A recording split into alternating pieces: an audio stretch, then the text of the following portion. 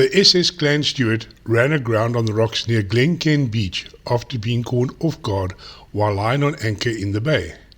A gale force southeaster wind on the 21st of November 1914 in the early hours of the morning pushed her onto the rocks while dragging her anchor.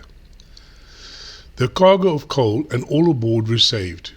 Repairs were undertaken and a tug towed her to Simonstown harbour, but the entry was denied in fear of her floundering and blocking the harbour entrance.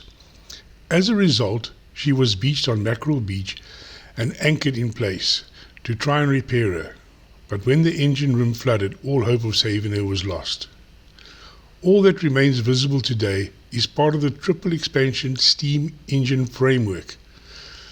The trek fishermen often launch their boats from the beach, and it is always a pleasure to watch them operate, and you can even help pull in the nets if you so wish.